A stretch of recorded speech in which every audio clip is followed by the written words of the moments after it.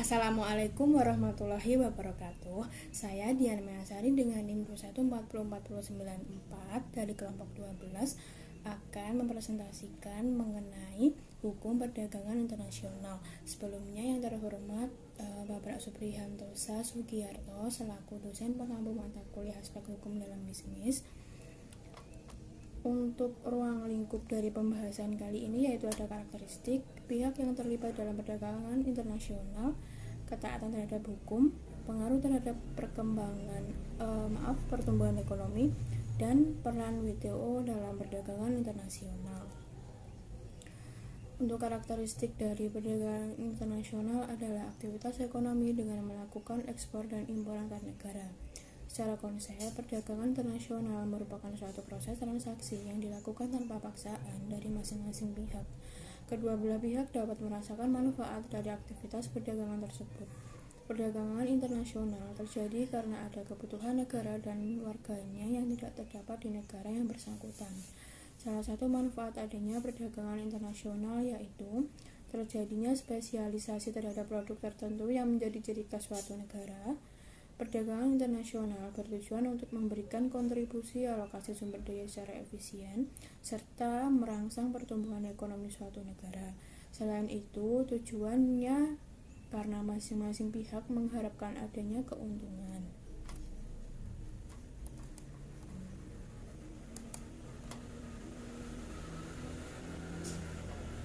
Selanjutnya ada faktor yang mempengaruhi. Yang pertama ada inflasi. Jadi saat inflasi kan harga-harga akan naik dan begitu pula dengan harga barang produksi akan naik, jadi produksi akan menurun sehingga ekspor juga akan menurun. Yang kedua ada kurs nilai tukar memiliki dampak negatif dan ketika ada suku bunga yang menjadi sumber pembiayaan, dan yang keempat ada pemerintah yang menjadi membiayai pinjaman dari ekspor. Dan ada trade openness atau derajat keterbukaan yang menjadi dampak positif dari faktor yang mempengaruhi perdagangan internasional. Selanjutnya ada manfaatnya. Yang pertama ada memperoleh barang yang tidak diproduksi negara yang bersangkutan, memperoleh laba dari spesialisasi, transfer teknologi modern, dan memperluas pasar dan menambah keuntungan. Kemudian ada pihak yang terlibat untuk melaksanakan fungsi sebagai pembeli dalam hubungan perdagangan internasional yang melibatkan negara dan badan private, biasanya didasarkan atas sebuah kontrak dagang internasional di mana negara tidak jarang membuat badan-badan hukum milik negara. Dalam sebuah kontrak, baik nasional maupun internasional, para pihaknya harus memiliki kedudukan yang sejajar. Tidak mungkin satu pihak merupakan sebuah perusahaan atau badan hukum sedangkan yang lainnya adalah negara. Negara menurunkan level derajat personality-nya menjadi sebuah perusahaan atau badan hukum milik negara agar bisa membuat kontrak dagang internasional dengan perusahaan atau badan hukum lainnya atau swasta. Sebagai contoh, ketika Indonesia membentuk badan-badan usaha milik negara yang bergerak di berbagai bidang ekonomi.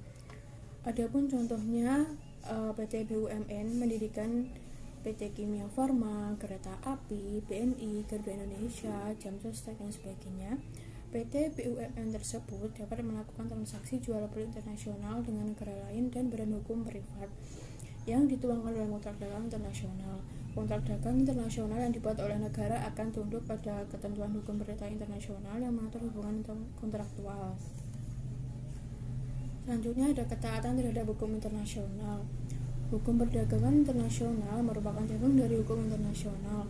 Para pengajar aliran hukum alam dalam hukum internasional berpendapat bahwa kebebasan berniaga adalah salah satu hak alamiah, tetapi mereka menafsirkannya secara lebih sempit dalam artian bahwa hak ini tunduk pada sejumlah pengecualian. Praktik ini berarti kebebasan berniaga dibatasi oleh batas-batas yurisdiksi mutlak suatu negara. Oleh karena itu, hanya ada satu cara untuk mewujudkan hak alamiah ini, yaitu dengan mengadakan perjanjian internasional.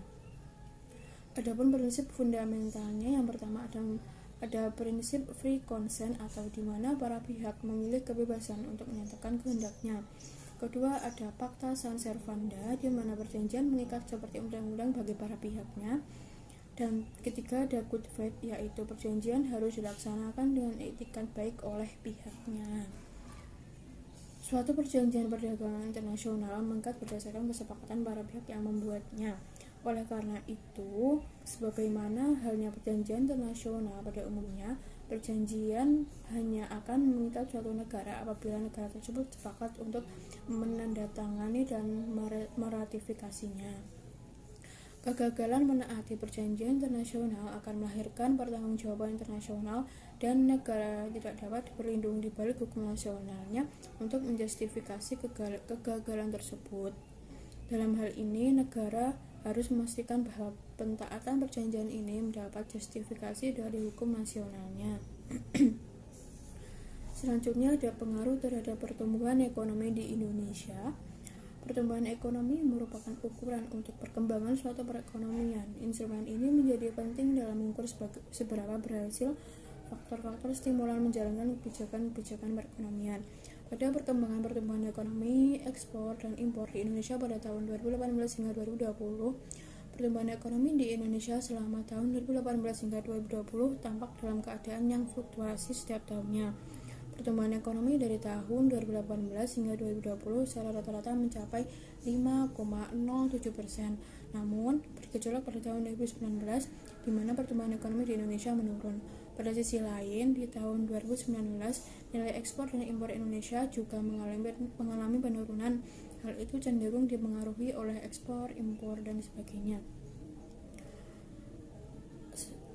Walau dalam Aditya dan Adewi pada 2015 berpendapat bahwa peningkatan permintaan luar negeri untuk produk domestik yang dapat diekspor dapat menyebabkan peningkatan secara keseluruhan pertumbuhan output melalui peningkatan lapangan kerja dan pendapatan sektor-sektor yang dapat diekspor. Balasa dan Irvani membahas bagaimana ekspor dapat menyediakan devisa yang sangat penting untuk impor modal dan barang intimidasi yang pada gilirannya meningkatkan pembentukan modal yang bermanfaat untuk memenuhi ekspansi domestik produksi dan dengan demikian merangsang pertumbuhan output. Sebaliknya, impor akan menurunkan permintaan masyarakat di dalam negeri. Permintaan masyarakat yang menurun akan mengurangi tingkat produktivitas dan mengurangi jumlah kesempatan kerja.